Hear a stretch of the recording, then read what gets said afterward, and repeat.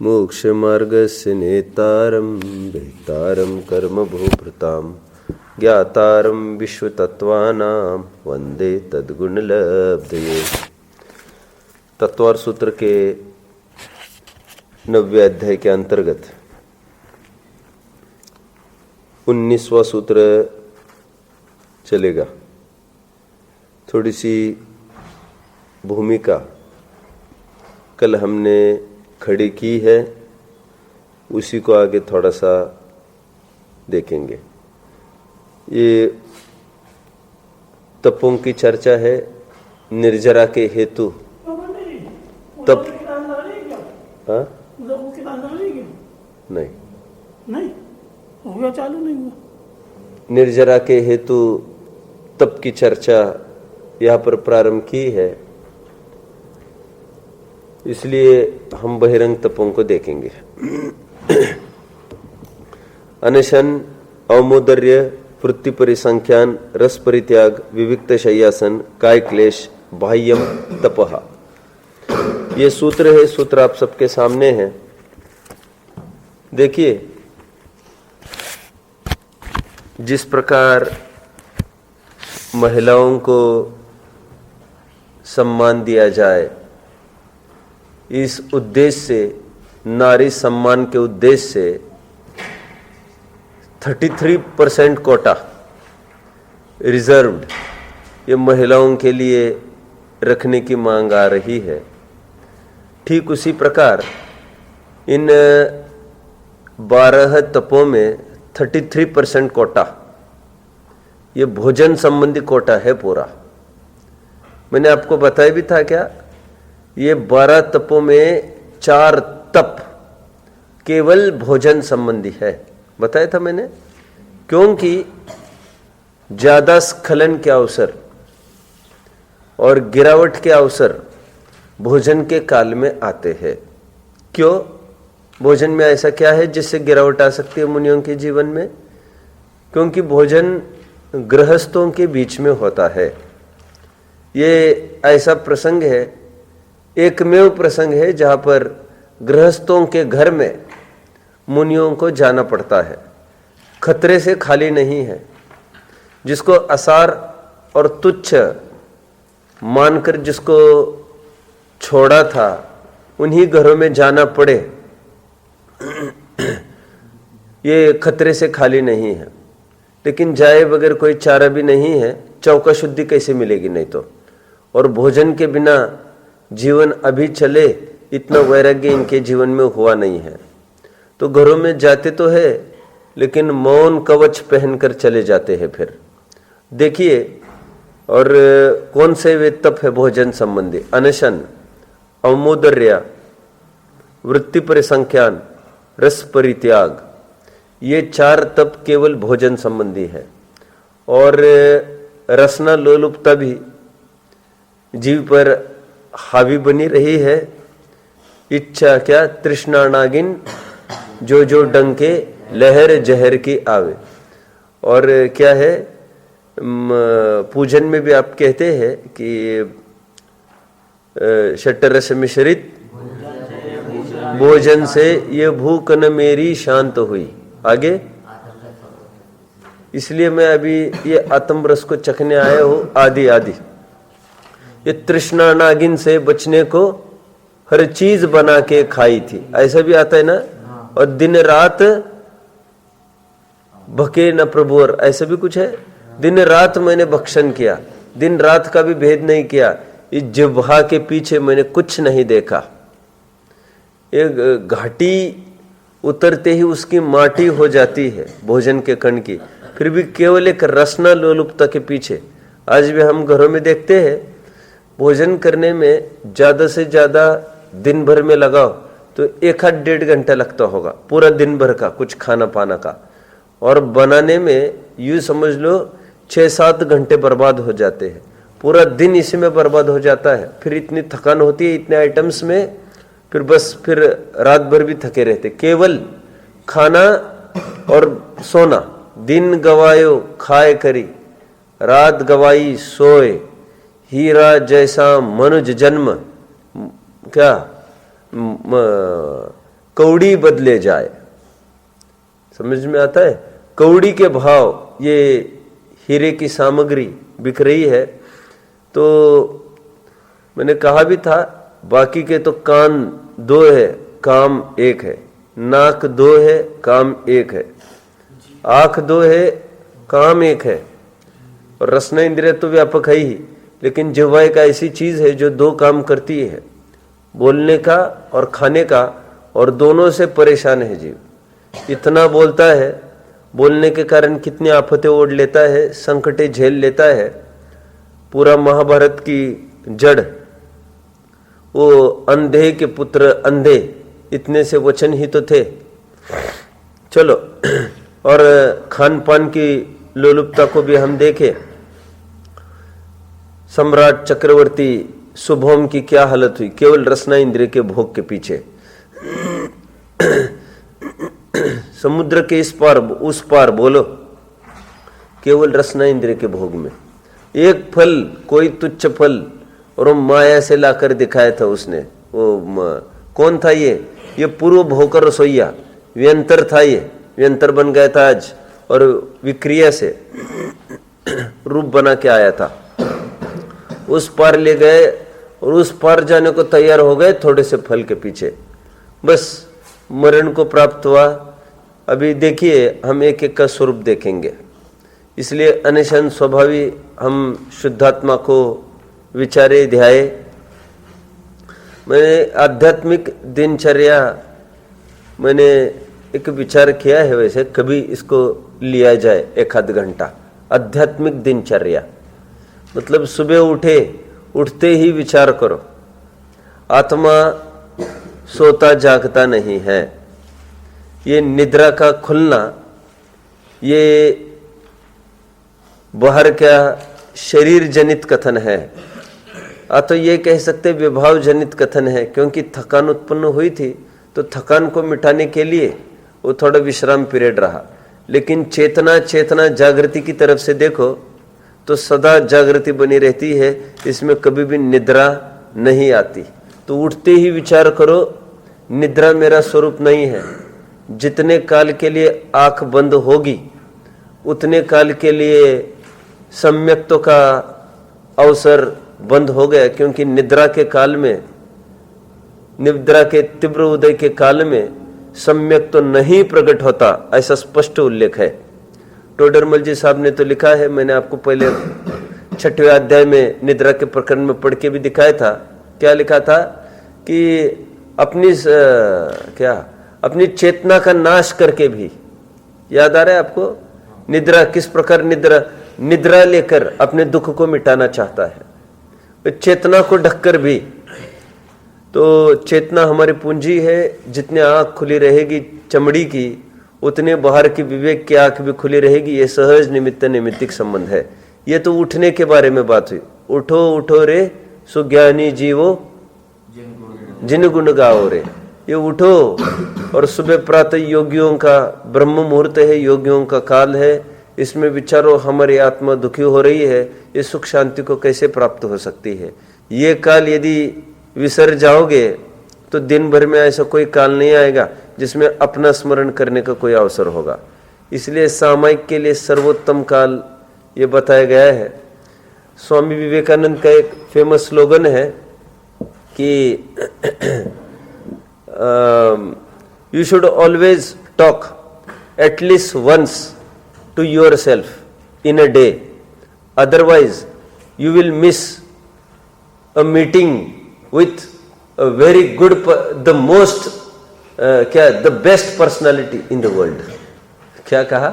Otherwise you will be missing to meet the most the greatest personality in the world। क्यों? ये स्वयं के साथ किया गया परिचय, ये सर्वोत्कृष्ट व्यक्ति के साथ मिलना होगा। तो ये उठने की बात हुई। आदि हम सब लगाना चाहिए। स्नान करने जा रहे हैं, अरे मल मूत्र का क्षेपण भी कर रहे हैं, विचार करना चाहिए, परमार्थ से मैं तो ज्ञान स्वरूप हूँ, और जितनी भी मलिनता आई है वो मलिनता सच पूछो तो राग द्वेष की मलिनता है। ये जितना भी मल मूत्र इकट्ठा होता है हमारे बॉडी में, आप जानते होंगे ये अपच के कारण होता है। जितना भोजन हम ग्रहण करते जितना पच नहीं पाता उसका मल मूत्र में कन्वर्जन होता है। इसलिए जो महापुरुष होते हैं वो जितना भी खाते हैं 100% उनका वो रक्त आदि में परिणमित होता है। उनको कहाँ मल मूत्र का होता है। ये हमारे शरीर की कमी एक ये, और परमार्थ से विचारे तो हमारा ज्ञान स्वभाव था और उसको हम पचा नहीं पाए, तो जितनी अपच हुई उतना राग द्वेष उत्पन्न हुआ। इस राग द्वेष रूपी मल मूत्र का विसर्जन करना है तो सहज शुद्ध स्वरूप पर्याय में प्रकट होगा। ज्ञानमयी मेरा सहज स्वरूप है। यह आध्यात्मिक दिनचर्या की चर्चा चल रही है। स्नान करते समय विचारो, क्या स्नान करना मेरा स्वरूप नहीं है, मैं तो ज्ञानानंद स्वभावी हूं। अस्पर्श स्वरूपी आत्मा को ये जल का स्पर्श कैसे हो सकता है। और उपचार से भी विचार करो, गंग नदी में खूब नहाया, मन की मैल न धोई। तो बाहर के तो हम बहुत शुद्धि करी, लेकिन शुद्धि के ये उपाय नहीं है। यदि शरीर की शुद्धि से शुद्धि हो तो बात आ रही थी, मछली आदि निरंतर पानी में ही बनी रहती है, फिर उन्हीं को मोक्ष हो जाए हमारे पहले, उसी में धर्म आदि माने तो ये बाहर की। और मुनि आजीवन स्नान व्रत के धारी और सदा शुचि माने गए हैं। ये अपनी कैसी गृहस्थ अवस्था है, अपन स्नान करके भी शुचिता को प्राप्त नहीं हो पा रहे हैं। ठीक है, ये स्नान करते समय विचारे ये मेरे शुद्धिकरण का, फ्रेशनेस का उपकरण नहीं है। फिर भोजन करने की बात चल रही है वैसे तो हमारे तप की। भोजन करते समय हम विचारे अपने अनशन स्वरूप को, खाना पीना मेरा स्वरूप बिल्कुल नहीं है। खाने से यदि जीवन चलता तो सिद्धों में कैसे घटित होगा, और नारकियों में भी भोजन बिन क्या है वो, पूजन की लाइन बोलिए, भरपेट मनुष्य क्यों मरता है, यह तो बात हुई। और वहां पर ये बात आई, नरकों में भोजन जीवन क्या, अरे वो तो हो गया, भोजन बिन नरकों में जीवन, और भरपेट मनुष्य क्यों मरता है। यदि भोजन से ही जीवन होता तो ये स्थितियां कैसे बनती। और केवली भगवान आदि जो बिल्कुल आहार नहीं करते, हजारों वर्षों तक ये देवगण आहार नहीं करते, फिर भी उनका शरीर बना रहता। और सिद्ध भगवान है, वे तो शरीरी है, अनशन मेरा स्वरूप है। और जितना भी मैं भोजन करूंगा ये गृद्धता और भोग, उसमें कोई प्रयोजन नहीं होगा। ये तपश्चरण की वृद्धि ही मेरा प्रयोजन होगा। ऐसा प्रतिपल हमको विचारना चाहिए। आइए हम तो यहाँ पर एक एक पद को विचार करते हैं। अनशन, अन्न, अशन। अशन मतलब भोजन, तो भोजन नहीं करना उसको अनशन कहते हैं, ये तो स्पष्ट बात है। अनशन भी दो प्रकार का होता है, अवधि सहित और अवधि रहित। एक पर्टिकुलर सीमित काल की अवधि बना देना कि मैं 2-2 दिन के बाद आहार लूंगा, 2-2 दिन उपवास करता जाऊंगा, ये पर्टिकुलर अवधि में बांध दिया। और अवधि रहित मतलब मैं सोचूंगा कभी कब आहार लेना है, बस इंडेफिनेट काल के लिए, और आहार का त्याग आदि करना, ये अवधि रहित वाला अनशन होएगा। अवमोदर्य में आइए।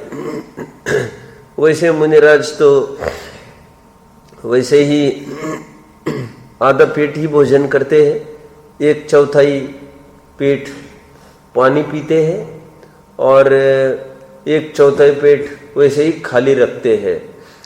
लेकिन इसमें से भी और 1 ग्रास 2 ग्रास कुछ घटाए, यह अवमोदर्य तप हुआ।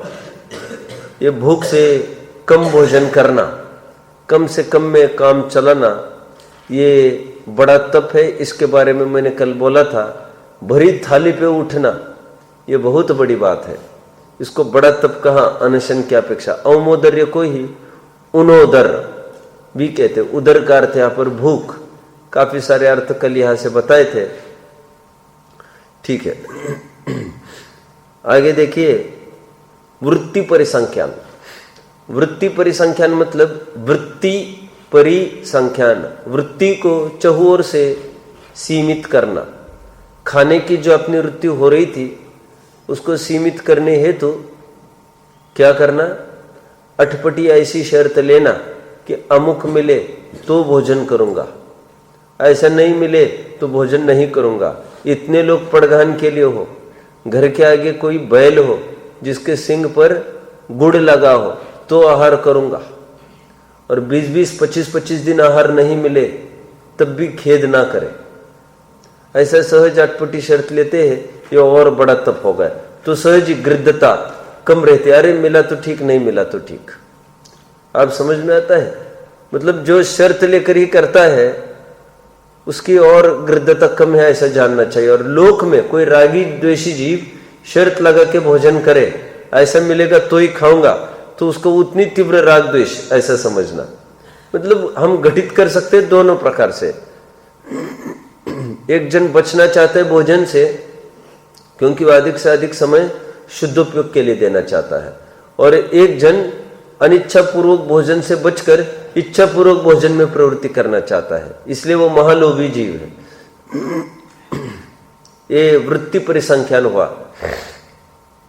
आज आपने भगवती आराधना में पढ़ा होगा, आज टेढ़ी टेढ़ी गली में निकलूंगा, आज गोल गोल भ्रमण करूंगा, आह हेतु चौकोर चौकोर भ्रमण करूंगा। याद आ रहा है आपको? और जिस गली से गए हुआ आज उस गली से मतलब लौट के नहीं आऊंगा, उसी से लौट के आऊंगा, आदि आदि कुछ भी शर्तें रख लेते हैं। ये वृत्ति परिसंख्यान में अंतर्गत आएगा। ठीक है? चंदन बाला के माध्यम से जो आहार मिला है ना, सफेद वस्त्र हो, आंखों में अश्रु हो, साकल से बंधी हो, सिर मुंडाया हो, कोई राजकुमारी हो, आहार मिल गया है उनको। तो ये वृत्ति परिसंख्यान इस प्रकार का चलता रहता है। रस परित्याग, देखो हम भोजन का कोर पहला खाते समय हमको मुनियों का स्मरण ना हो तो ये भी खाने की लिप्सा में चला जाएगा। आज मुनि को आहार दिए बिना हमको भोजन करना पड़ रहा है, ये कितना दुर्दैव और अभाग्य की बात है। हम पहले उनको विचारे कितना अच्छा होता, मुनि को भोजन दे फिर निज कर ही आहारे, ये मूल पद्धति रही है अतिथि समविभाग व्रत में। हम उनके बिना भी, उनका स्मरण किए बिना ही यदि करते हैं तो ये अच्छी बात नहीं है। महिमा आनी चाहिए हर प्रकार से। कैसे है वे मुनिराज? आगे रस परित्याग, ये रस परित्याग नाम का चौथा तप है। इसमें विशिष्ट रसों का त्याग करते हैं। कभी नमक का त्याग कर सकते हैं, कभी मीठे का त्याग कर सकते हैं, कभी घी का त्याग कर सकते हैं, कभी दूध का कर सकते हैं, कभी दही का कर सकते हैं, कभी तेल का कर सकते हैं। उनका जैसा मन में आए वैसा त्याग कर सकते हैं रसों का। कभी 2-2 रस का त्याग करे, कभी 3-3 का करे, कभी 6 रसों का त्याग कर सकते हैं। 6 रसों का त्याग करेंगे तो लेंगे क्या? फिर क्या ले सकते हैं? अरे भोजन ले सकते हैं ना। गेहूं की रोटी कैसे बनती है? आखिर गेहूं की रोटी बनी बिना नमक के बनी, सिक्कर बन गई, और उसके साथ कोई मूंग की दाल वाल होगी बिना छोक लगी, बिना तेल नमक वाली, ले लेंगे उसको, हो गया। सभी रसों का त्याग उनके हो गया। तो इच्छाओं का और निग्रह हो गया। समझ में? तो जितना गरिष्ठ भोजन खाते हैं उतनी उत्तेजना आदि ये सब उसके निमित्त से होता रहता है। एकदम सिंपलर भोजन करते हैं। ये रस परित्याग के अंतर्गत हमने ले लिया। 6 प्रकार के रस बताए गए हैं। तो देखिए, और आजीवन किसी भी रस का त्याग मुनिराज नहीं करते। क्यों नहीं करते? फिर वो तप नहीं कहलाएगा, क्योंकि फिर वैसे ही इंद्रियों में आदत पड़ जाएगी वैसे ही सेवन की, तो फिर वो अखरेगी नहीं बात। बात तो यह है अखरना चाहिए थोड़ा सा कुछ, तभी तो वो तप कहलाएगा। तो वो हफ्ते में 1 दिन त्याग कर दिया तो अखरता है, अरे आज दूध में शक्कर नहीं है, तो ये तप आज कहलाएगा। नहीं तो वैसे ही खाने की आदत पड़ जाती है तो फिर कुछ पता ही नहीं चलता। वो अपने यहाँ आजीवन किसी भी रस का त्याग मुनिराज नहीं करते हैं, कभी भी नहीं करते। आजीवन किसी रस का त्याग किया हो तो उद्दिष्ट भोजन ही फिर शरण है उनको। इसलिए मुनियों के जीवन में कदापि संभव नहीं है। आगे बढ़ते हैं। श्रावक था उसने पहले कभी श्रावक है, श्रावक ने पहले रस परित्याग किया होगा। जैसे मान के चलो ब्रह्मचारी रायमल जी है, उन्होंने आजीवन हरि का त्याग कर लिया था ना, आजीवन हरि का त्याग। उम्र की 23 साल की उम्र में ही उन्होंने 3 नियम लिए थे, अखंड ब्रह्मचर्य, रात्रि भोजन त्याग और हरि का त्याग। तो ऐसा कोई करे और बाद में मुनि दीक्षा लेवे तो पहले शर्तें उनको लागू नहीं होगी, क्योंकि उनका जीवन अभी बदल चुका है। मैंने आपको एक बार बताया भी था, इसलिए मुनि को द्विज कहते हैं, उनका ये दूसरा जन्म है। मैंने कहा था, आपको याद आ रहा है? इसलिए नामकरण तक हो जाता है, नया नाम उनको प्राप्त होता है, उनका जीवन ही पूरा नया हो जाता है। पहले दिग्व्रत देशव्रत कुछ भी लिए होंगे, ये कुछ भी अभी उनके लिए लागू नहीं होते। समझ में आता है? अच्छा प्रश्न है, आगे बढ़ते हैं। विविक्त शय्यासन। विविक्त शय्यासन, विविक्त मतलब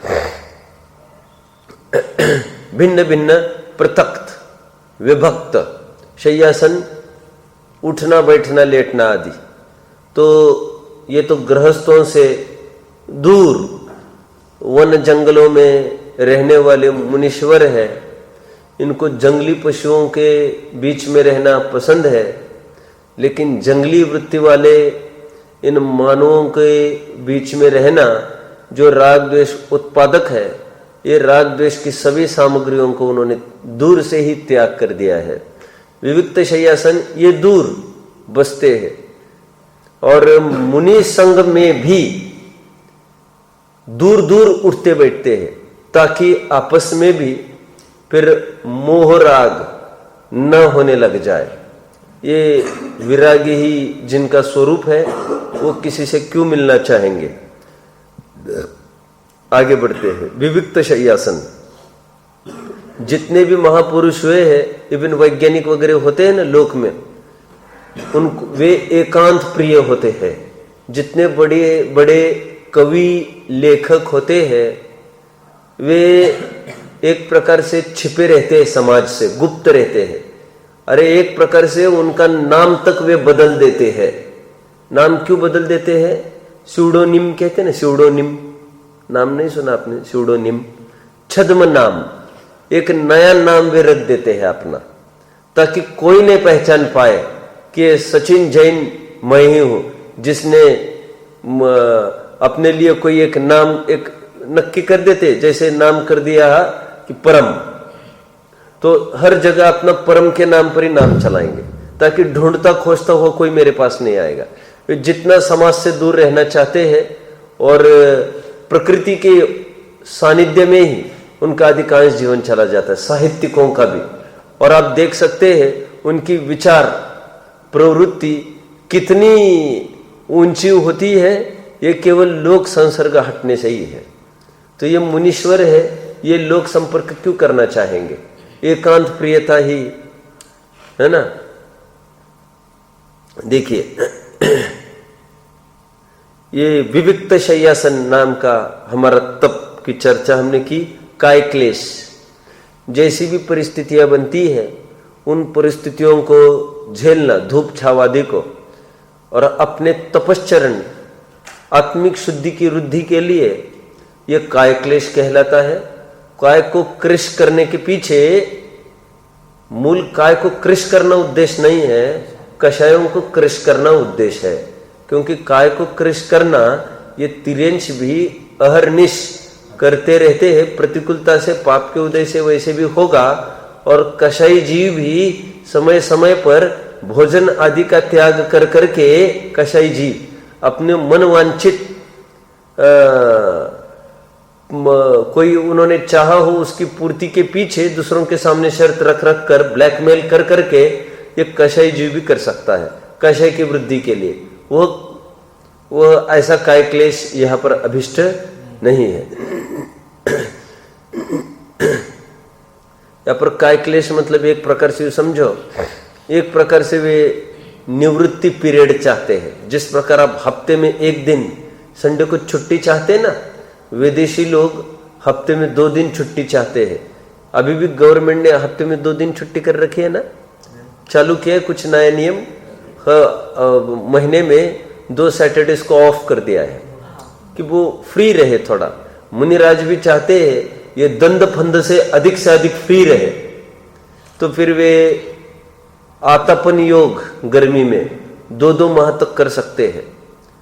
और शीत ऋतु में मैंने आपको बताया था कि अभ्रावकाश नदी के किनारे, और बरसात के ऋतु में वृक्षादि मूलवास पेड़ के नीचे महीनों महीने खड़े रहते हैं, महीनों महीने।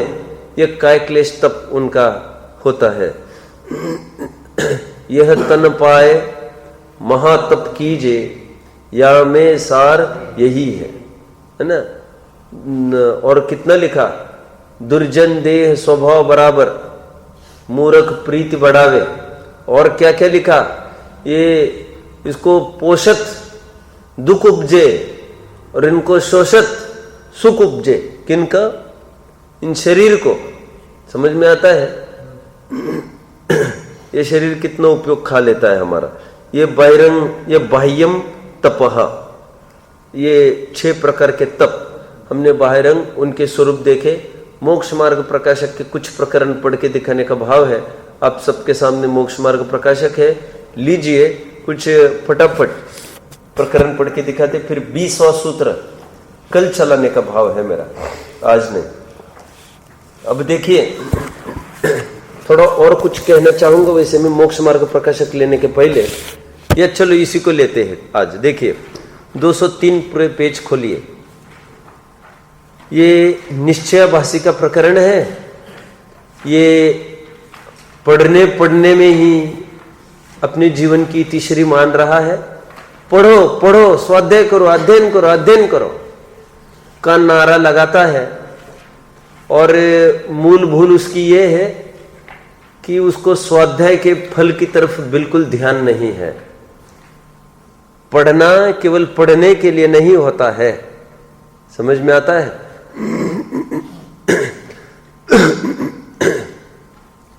चिंटी जैसा तुच्छ जीव भी प्रयोजन के बिना कोई कार्य नहीं करता। पढ़ना काय के लिए? अपनी इच्छाएं घटना चाहिए, और इच्छाएं घटना चाहिए तो देखो पहनने ओढ़ने की भी इच्छा सीमित होनी चाहिए। आज हमारी ये समस्या है। पर्वों के दिन आप देख सकते हो, पर्वों के दिन कितना सज धज कर आज भी लोग आते हैं। आज आप देख सकते हैं पर्वों के टाइम में जो भोजन बनता है घरों में, वो कितने मिठाइयों से युक्त रहता है। आप देख सकते हैं हर जगह ये तमाशा।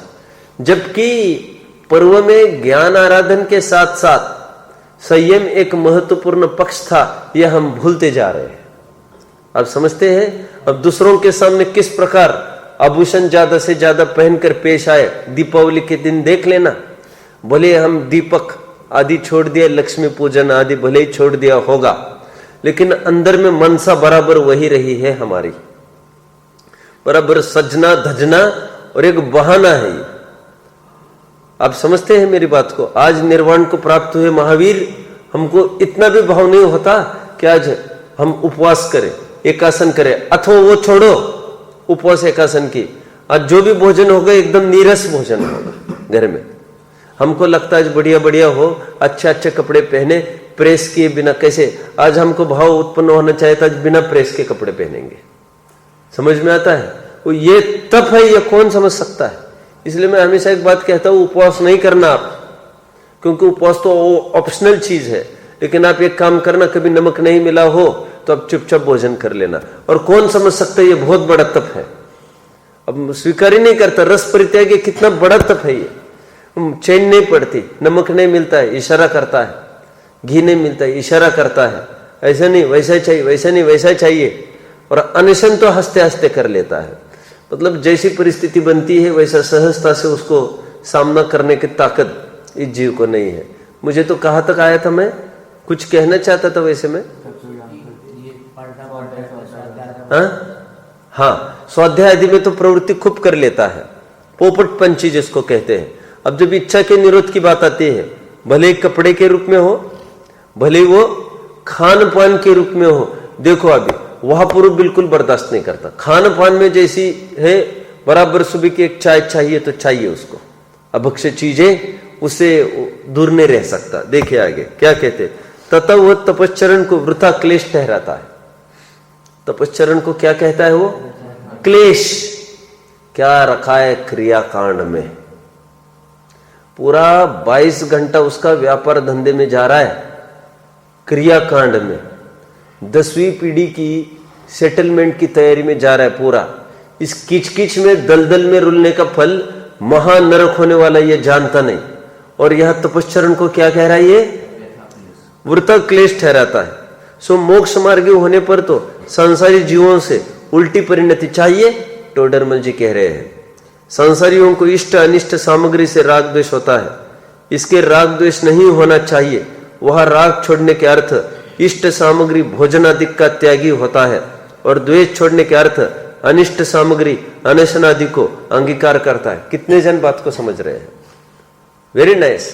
यह हमको आजमाना चाहिए। इसलिए मैं कभी कभी कहता हूं बहुत सिर दर्द होने लग जाए, कुछ कुछ लोग ऐसे होते हैं दूसरा मिनट नहीं जाने देते, तुरंत डॉक्टर की याद आती है उनको, डॉक्टर को मिलना चाहिए, ऐसा न हुआ तो वैसा न हुआ तो।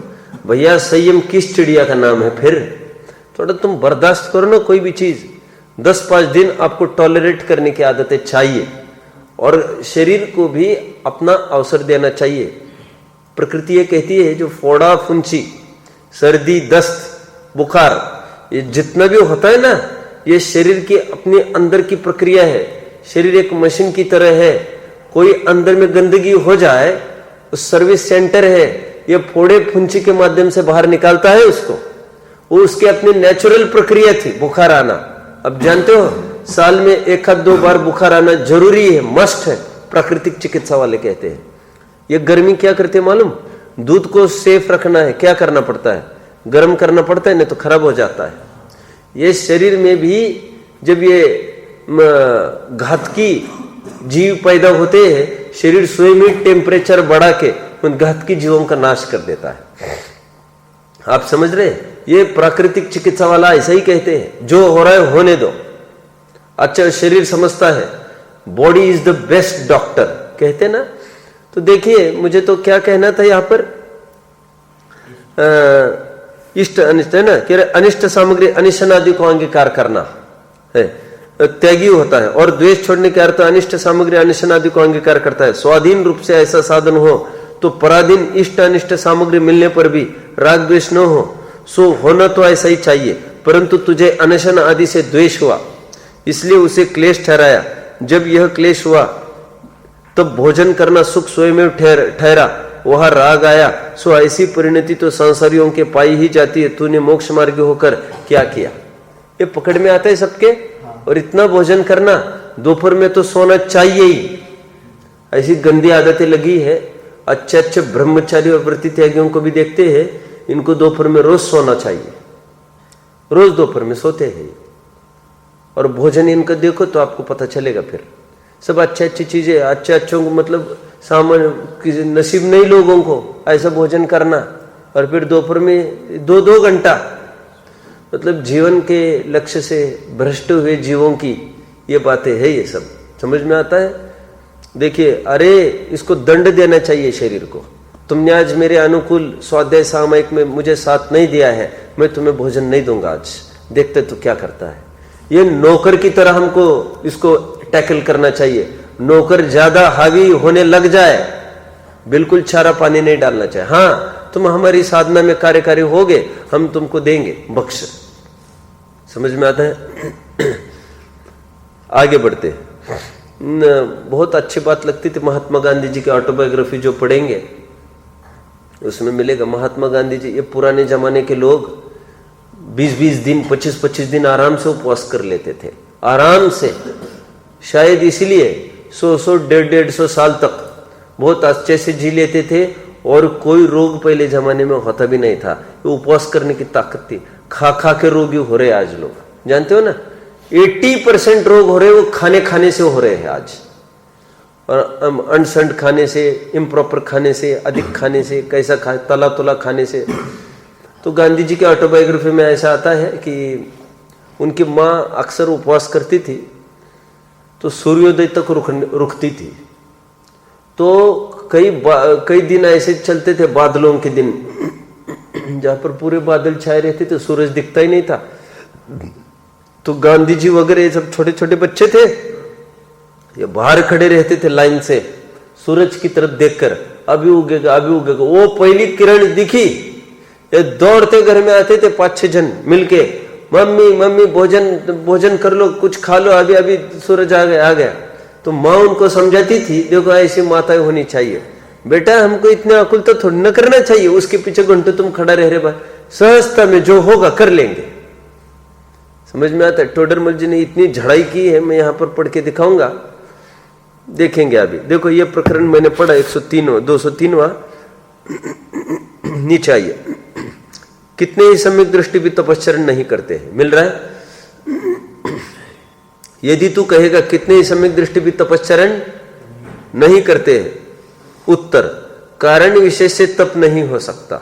कुछ कारण होगा जिससे तप नहीं कर सकते होंगे वे, परंतु श्रद्धान में तो तप को भला जानते हैं और उसके साधन का उद्यम रखते हैं, निरंतर उद्यमवंत वे रहते हैं। तुम क्यों डुल रहे हो बार बार, निरंतर हिलते ही रहते ही। बैटरी लगी है क्या तुम्हारे अंदर, कोई बैटरी लगी है क्या? हिलते ही रहता ही है। देखो कितने ही सम्यक दृष्टि भी तपश्चरण नहीं करते हैं, कारण विशेष से तप नहीं हो सकते, परंतु श्रद्धान में तो तप को भला जानते हैं और उसके साधन का उद्यम रखते हैं। तुझे तो श्रद्धान यह है कि तप करना क्लेश है तथा तप का तेरे उद्यम नहीं है, इसलिए तुझे सम्यक दृष्टि कैसे हो। फिर वो कहता है, शास्त्र में ऐसा कहा है कि तप आदि का क्लेश करता है तो करो, ज्ञान बिना सिद्धि नहीं है। बोला था कि नहीं ग्रंथ में? किसको बोला था ये? किसको बोला होगा ये ताड़ना आचरण किसको दी होगी, किसको मुख्य करके? ये व्यवहारवासियों को दी है। तप के बाहर से मरना हो तो मरो, ज्ञान के बिना कोई सिद्धि नहीं है। और ये दवा किसने उठा ली? व्यवहारवासी की दवा ये निश्चयवासी ने उठा ली। अब सोच सकते अब कितनी तकलीफ हो सकती है। जिसको शक्कर बिल्कुल नहीं खाना है, ऐसी दवा वो किसने ले ली? जिसको बहुत बहुत शक्कर की आवश्यकता है। आप समझते हैं अब कैसे बात चलेगी? शक्कर की और कमी हो जाएगी। देखिए, जो जीव तत्वज्ञान से परान्मुख है तप ही से मोक्ष मानते हैं, उनको ऐसा उपदेश दिया। तत्वज्ञान के बिना केवल तप ही से मोक्ष मार्ग नहीं होता, तथा तत्वज्ञान होने पर रागादिक मिटाने के अर्थ तप करने का तो निषेध है नहीं। यदि निषेध हो तो गणधर अधिक तप किस लिए करे? इसलिए अपनी शक्ति अनुसार तप करना चाहिए। और हमने देखा शक्ति तप भावना, हमने देखा षोडश कारण भावनाओं में, तीर्थंकर प्रकृति के बंध के कारणों में, जितनी शक्ति उतना तप करता है सम्यक दृष्टि जीव। और नहीं तो श्रद्धान तो रखता ही है कि मुझे ये उचित नहीं है रस की लोलुपता, ये मुझे ऐसा त्याग करना चाहिए। ये अभक्ष अशुद्ध की तो बात ही नहीं है, ये मुझे अष्टमी 14 के दिन ये साबुन आदि का कम से कम त्याग 12 महीने नहीं कर सकता, तो त्याग तो करना ही चाहिए। समझ में आता है? देखो बिना साबुन के कपड़े धोना, काले कलुटे होने लगते कपड़े, ये भी महातप है। व्हाइटनेस का जो चक्कर है ना, एकदम व्हाइट चाहिए, बराबर साबुन से एकदम व्हाइट। ये इस राग के पीछे है ये पूरा व्हाइटनेस। तो ये भी तप है एक, क्या कि मैं कपड़े ऐसे ही धोऊंगा साधारण पानी में। क्यों? सम्मूर्छन जीवों के अभाव का उद्देश्य था उसमें, केवल वो दुनिया को दिखाने की तो बात ही नहीं थी, तुम्हारी इच्छा का निरोध होगा उसमें। चलो आगे बढ़ते हैं। अभी ये हुआ। अब 209 पेज पर आइए, 209 जल्दी। अथवा जैसे कोई स्वप्न में, मिल रहा है सबको? नहीं, लेफ्ट पेज पर पहले आइए। देखिए, जैसे कोई व्यापार आदि में निरुद्यमी होकर निठल्ला जैसे तैसे काल गंवाता है, उसी प्रकार तू धर्म में निरुद्यमी होकर प्रमाद सहित हो यो ही काल गंवाता है। कभी कुछ चिंतन सा करता है। ये किसको ताड़ना है? ताड़ना निश्चयवासी की ताड़ना चल रही है यहाँ पर। कभी कुछ चिंतन सा करता है, कभी बातें बनाता है, कभी भोजन आदि करता है, परंतु अपना उपयोग निर्मल करने के लिए शास्त्राभ्यास, तपश्चरण, अंडरलाइन तपश्चरण आदि कार्यों में नहीं प्रवृत्ता। सुना सा होकर प्रमादी होने का नाम शुद्धोपयोग ठहरे, वहां क्लेश थोड़ा होने से जैसे कोई आलसी बनकर पड़े रहने में सुख माने वैसे आनंद मानता है। आगे देखिए,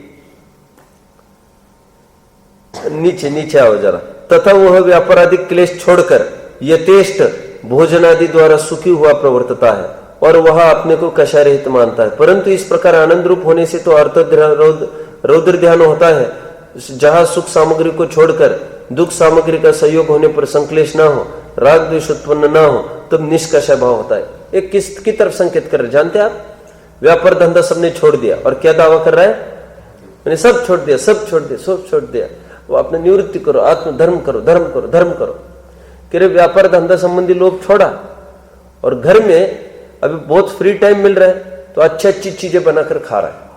बोले ये तो क्या लोभ धन के प्रति छोड़ा, खाने के प्रति वैसे, ये तो रौद्र ध्यान है। कह रहे तुम्हारा बराबर हटना चाहिए था, समय उसमें से हटाकर इसमें बर्बाद कर रहे तुम खाने में ही। अरे जैसे तैसे अपना काम चला लो, फटाफट आगे बढ़ जाओ। समझ में आता है? ये यहां पर भी इन्होंने बात ले ली है।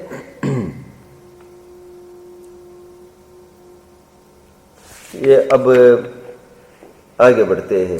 पेज नंबर आप खोलिए, 220 पर आइए, 220 जल्दी। मिल रहा है सबको? मैं क्या पढ़ना चाहता होगा कुछ तो बताए। क्या पढ़ना चाहता हूं मैं इस पर? तथा तप करता है तो भूखा रहकर महंतपना हो वह कार्य करता है। महंतपना हो वह कार्य करता है। क्या करता होगा? महंतपना हो तप करके भूखा रहकर महंतपना हो वह कार्य करता है। महंतपना जिससे प्रसिद्धि मिले क्या करता होगा? अरे जुलूस निकालते हैं, क्या क्या करते हैं, इतने उपवास के, इतने केवल प्रसिद्धि वशात। और फिर अच्छे अच्छे कपड़े पहनना, उपवास का दिन, और मंदिर में कैसे आ रहे हैं? सज धज के। भाई साहब उपवास के दिन मालूम आपको स्नान भी नहीं करना चाहिए था, शो मेकअप की तो बात ही खड़ी मत करो। यहां पर तब करता है भूखा रहकर महंतपना हो वह कार्य करता है, परिणामों की पहचान नहीं है। ठीक है, आगे बढ़ते हैं। तप में और यहां पर कुछ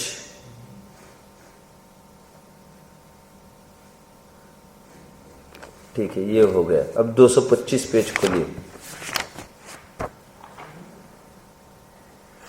क्या भूल करता है देखिए, 225 पेज पर आए, इसमें भी थोड़ा देखिए। जैसे अन्य मिथ्या दृष्टि निर्धार बिना बीचों बीच पर्याय बुद्धि से जानपने में वर्णाधिक में अहम बुद्धि धारण करते, उसी प्रकार यह भी आत्माश्रित ज्ञानादि में तथा शरीर आश्रित उपदेश उपवास आदि क्रियाओं में अपनत्व मानता है। ये पकड़ रहे सभी जन? ये तकलीफ है इसकी। आगे 225 हुआ। 232 तो हमने पढ़ लिया शायद उस दिन। 232 पर आइए।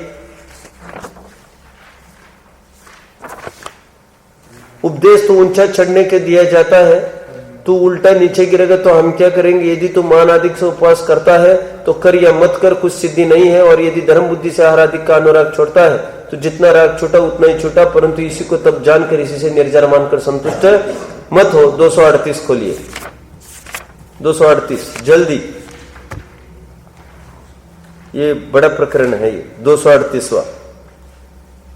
कितने ही जीव पहले ही बड़ी प्रतिज्ञा धारण कर बैठते हैं, परंतु अंतरंग में विषय कषाय वासना मिटी नहीं है, इसलिए जैसे तैसे प्रतिज्ञा पूरी करना चाहते हैं। वह उस प्रतिज्ञा से परिणाम दुखी होते हैं। जैसे कोई बहुत उपवास कर बैठता है और पश्चात पीड़ा से दुखी हुआ रोगी की भांति काल गंवाता है। जो जितने भी मिल जाए उनको तरस आए उस आदमी पर, ऐसा काल गंवाते, सोते सोते ही गंवाए, टीवी देखते देखते गंवाए, ये विकथाओं में गंवाए। धर्म साधन नहीं करता तो प्रथम ही सदती जाने उतनी ही प्रतिज्ञा क्यों न ली। दुखी होने में अर्थ ध्यान हो, उसका फल अच्छा कैसे लगेगा। अथवा उस प्रतिज्ञा का दुख नहीं सहा जाता तो उसके बदले विषय पोषण के लिए अन्य उपाय करता है। जैसे तृषा लगे तो पानी तो न पिए और अन्य शीतल उपचार अनेक प्रकार करे। ये मैंने 11 प्रतिमाओं में थोड़ा लिया था, याद आ रहा है? याद आ रहा है? अन्य शीतल उपचार अनेक प्रकार करे, वो घृत तो छोड़े और अन्य स्निग्ध वस्तु का उपाय करके भक्षण करे। इसी प्रकार अन्य जानना। नीचे आइए। अथवा प्रतिज्ञा में दुख हो तब परिणाम लगाने के लिए कोई आलम्बन विचारता है, जैसे उपवास करके फिर क्रीड़ा करता है। कितने ही पापी जुआ आदि कुव्यसनों में लग जाते हैं, अथवा सो रहना चाहता है। देखो बात कह रहे हैं, ऐसा जानते हैं कि किसी प्रकार काल पूरा करना है, कोर्स माथे पर भार बन रहा है उसके ये सब। अथवा कितने ही पापी ऐसे भी है, पहले प्रतिज्ञा करते बाद में उससे दुखी हो तो प्रतिज्ञा छोड़ देते। प्रतिज्ञा लेना छोड़ना उनको पढ़ो खेल मात्र है, सो प्रतिज्ञा भंग करने का महापाप। इससे तो प्रतिज्ञा न लेना ही भला है।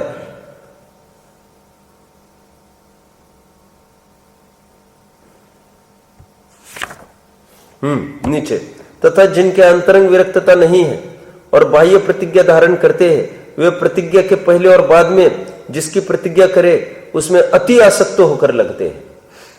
मुझे याद आता है, मैं नाम नहीं बताऊंगा विद्वान का, कहते हैं वो 5 साल के लिए खीर छोड़ दी, पंचकल्याणक है इसलिए, और 5 साल हुए रे हुए, दूसरे दिन इतनी खीर खाई 50 जनों के हाथ से वो खीर ले ली। ये टोडरमल जी संकेत कर रहे हैं, या तो पहले छोड़ने के पहले या तो बाद में इतनी प्रवृत्ति करते जिसकी हद नहीं।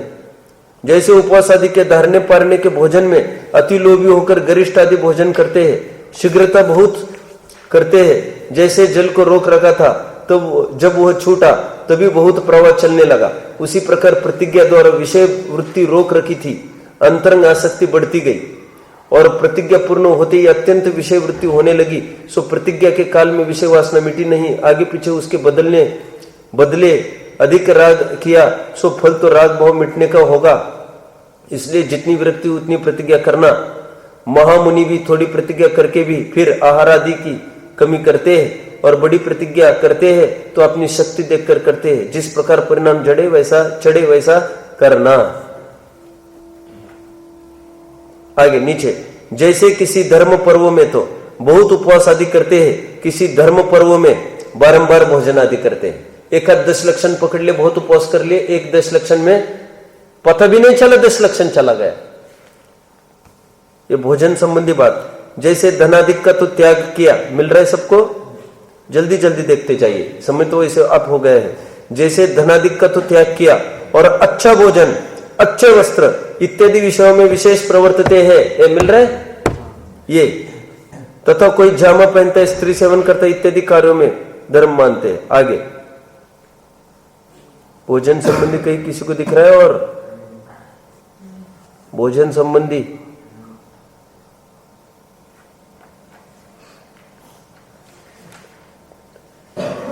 कितने ही, राइट पेज पर देखिए बीचों बीच, कितने ही तप की मुख्यता से अर्थ ध्यान आदि करके भी उपवास आदि करते हैं। ये टोडरमल जी की दृष्टि में ये तपश्चरण क्या चीज है, इसको बहुत अच्छे से विचारना चाहिए। टोडरमल जी मतलब ये हमारे जैन शास्त्रों के अनुसार क्या कथन है, जैसे तैसे कुछ करना ये कोई बात नहीं है। राग द्वेष का त्याग मूल प्रयोजन होना चाहिए। ओम नमः।